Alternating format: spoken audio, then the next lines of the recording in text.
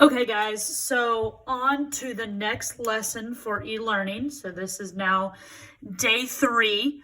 And before we actually get to what we're doing today, because what we're doing is we're factoring trinomials when a is not 1. And I'll tell you what that means here in a second. But there's a few overall things we need to go over first. First of all, understanding what each term in a trinomial consist of when we're factoring with these different trinomials. So remember, a trinomial has 3 terms, and the common form that we will see is the following: ax squared plus bx plus c, where a, b, and c are all integers for us. Okay, and again, today we're going to look at what happens when this a value, so whatever number is in front of x squared, we're going to look at what it means when that is not 1. Okay, so when I say the a value or the c value or the b value, this is what you want to look at. So at this moment in time, maybe pause the video and write this down. Or take a screenshot, whatever you want to do, because everything right now on this page is going to be super important, because we'll come back to each of these things throughout this video. The thing underneath the terms in a trinomial, this factoring tip, are basically the 4 different types of trinomials you might see. And I'll go more in depth with these when we do some examples, and I'll be bringing this back to show you how we would use it specifically. Okay, so again, write this down, take a screenshot, whatever, pause the video to write it down, whatever you need to do that now. All right, so now we're going to actually get into the lesson. So again, today we are talking about what happens when you're factoring and your a value is 1. And again, the a value is whatever number is in front of your x squared. We're always going to be looking at the format where you have an x squared, an x value, and then a coefficient. Okay, and we want to factor this specific problem. So our first example here is 5x squared plus 19x plus 12. And we want to factor this. Okay, and how we want to do this is there's 4 main steps. And we're basically going to try to get it down to where we factor by grouping, which is what we did in the last lesson. Okay, so first thing you want to do, step 1, is multiply your a times your c value. So in this problem, our a and our c value is the 5 and the 12. So we want to take this 5 and we want to take this 12 and we want to multiply them together. So we're going to take 5 times 12, which is 60. Okay, so our a times c is the 60 here. Step 2 then is you want to find 2 factors of your a times c, so in this situation 60, that add up to whatever your b value is. Okay, so first of all, I'm going to go ahead and write down our a times c, which is this 60. So our AC is 60. And our B value is this 19. So this 19 right here, this is your B value, that positive 19. So our B value equals positive 19. Okay. And again, what we need to do is find 2 factors of this 60 that when we add them together, give us that positive 19. So what I'm going to go ahead and do is I'm going to list all the factors of 60. Okay, and this is going to help us. And before I do that, I'm going to bring back that sheet from the beginning to show you how this is going to help us. So if you look, first of all, at this problem, see how it's a plus 19 and a plus 20. That's important here. So we have a plus B and a plus C. Okay, well, if we go back to these factoring tips here, and then if you look, the first one here, this ax squared plus bx plus c, that's what our problem looks like. It has a plus b plus c, which means if you look to the right here, when we multiply our AC and we find our 2 factors, they both have to be positive, okay? Because when you multiply 2 numbers, to get positive, you either can do two negatives or two positive. Well, when you add together two negatives, you get a negative number. We need a positive number for our b, so that's why it's got to be two positive numbers. So, factors of 60. We've got 1 and 60. We've got 2 and 30. We've got 3 and 20. We have 4 and 15. We have 5 and 12. And then 6 and 10. Now, obviously, 60 has a lot of factors, and when you're doing this on your own and you're writing down the factors of your A times C, if you get to the answer and you know the answer, obviously you don't have to keep writing out all these factors. But one way to know when you have gone through all your factors is, let's say in your calculator, you're taking 60 divided by 1, 60 divided by 2, and you're going all the way up. Once it starts to repeat themselves, you know you have all the factors. So these would be all the factors of 60. In this situation, the two factors that when you add them together and they give you a positive 19 would be right here, your 4 and 15. And again, as I was going through this, maybe you saw that right away, and if that happens to you, then you can go ahead and stop, because when you take a positive 4 plus a positive 15, you get positive 19. So we just did what we needed to for step 2. Okay. Step 3 then is you want to rewrite your bx term. So that term, that 19x specifically up here, you want to rewrite it with your two factors from step 2. So in step 2, our two factors were 4 and 15. So here's what I mean when I say rewrite it. You're going to take your 5x squared. You're literally going to rewrite that. And then you're going to take this bx term and you're going to split it up. You're going to split it up as that plus 4x and then that plus 15x and then plus 12. So this was the key part right here, guys. What was originally 19x, I rewrote as 4x plus 15x. So I took my two factors and I rewrote it as 4x plus 15x, because 4x plus 15x is 19x. It's the same thing. So that's why you can do that. So notice the reason why we want to do that is, as you can see from the last lesson, now based on what's given to us here, we can factor by grouping. So that's the last and final step now, is to factor this by grouping.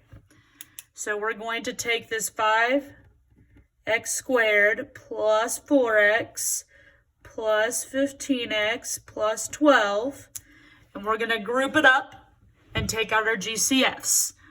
So here's the first group, here's the second group, so this 5x squared plus 4x, the GCF here is just an x, okay? It'd be like a 1x because the only common factor for 5 and 4 is 1, but you don't really put 1, so you would just put x. So I'm going to factor out an x from each of those terms. So what we have now is x. When you take 5x squared divided by x, you get a 5x. 4x divided by x is just plus 4. So there's the GCF of the first group, and then our new binomial.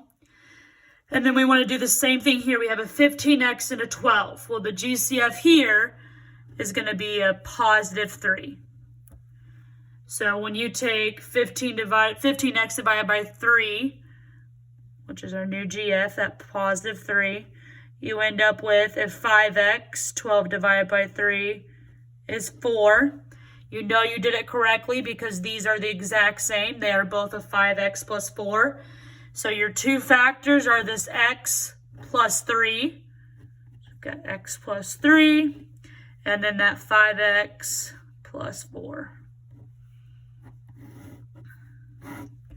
So there is your final answer. Okay, so that's the first example. What we're going to do is we're going to take and see an example of each of these situations. So we just did the first one. We just did the AC, where you get two positive factors. So we got the positive B and the positive C. So I'm going to go ahead and check this off because we just did this one. All right, now we're going to do another problem. Okay, the next example we have here is 3x squared minus 8x plus 4. And again, we just want to take it step by step. I'm going to go through the exact same steps we just did. So if you start with step 1, you want to take a times c. So step 1 is we're going to take a times c, which equals 3 times 4, which is 12. So there's step 1. Okay, step 2 then is where we find the two factors of this 12 that add up to our b value. So we're going to take this 12, we want to find the factors of 12, and they need to add up to our b value, which in this situation is this negative 8 here. Notice it's a negative 8. To get a negative number when you add things up, you're going to have a negative factor somewhere. So if we go back to our list that we've been looking at here, we have a minus b and a plus c. So if you look at this list, you want to look at the minus b plus c, which is right here. So if it's a minus b and a plus c, our two factors both need to be negative.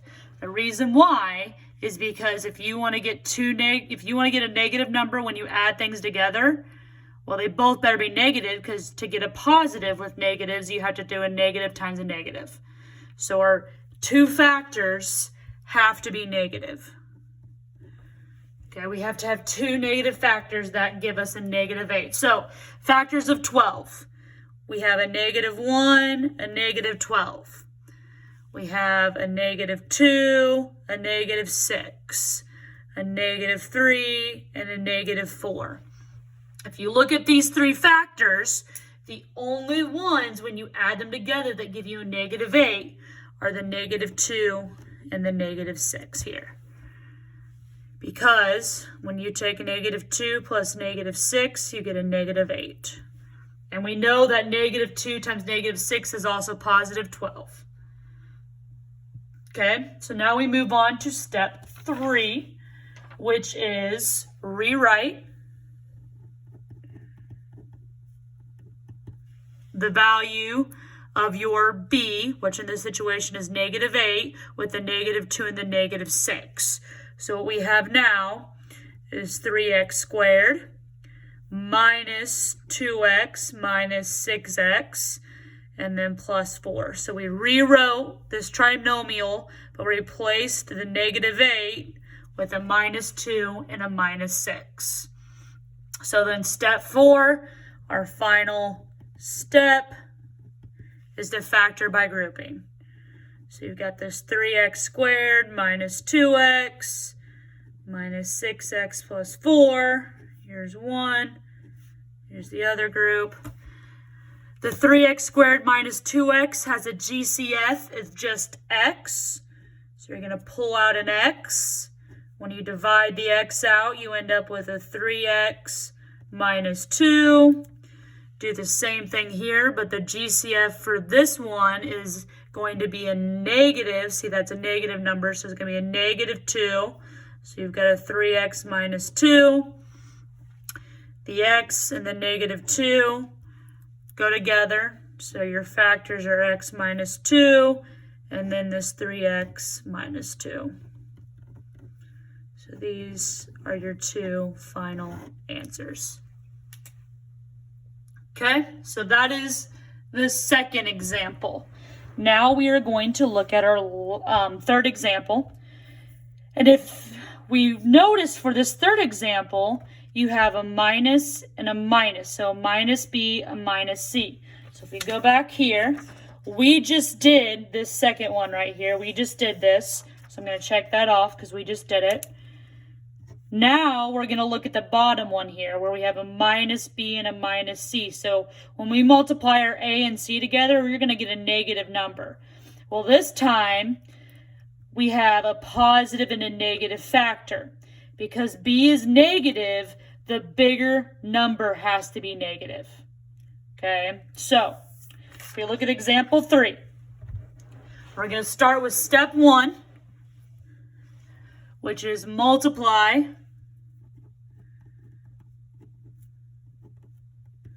A times C. So that is 3 times negative 5, which is a negative 15. Step 2 then is find the factors of negative 15 that add up to our B value, which is a negative 2. And again, here specifically, what we need to do is your bigger number is going to be negative and your smaller number is going to be positive. So going to have a positive and a negative. So if we look at negative 15, the factors of negative 15 are going to be, and again, we want the bigger one to be negative, so it's going to be a positive 1, negative 15, and then also a positive 3 and a negative 5. Those are the only factors of negative 15. When you look at these, the positive 3 and the negative 5 are the ones that add up to a negative 2. So then step 3 is you want to take your original 3x squared minus 2x minus 5 and rewrite this negative 2x. So what you have now is a 3x squared plus 3x minus 5x minus 5. So this is what you did here. You rewrote the negative 2x with the positive 3 and the negative 5. So step 4, grouping. So we got 3x squared plus 3x minus 5x minus 5. Here's one group. Here's the other.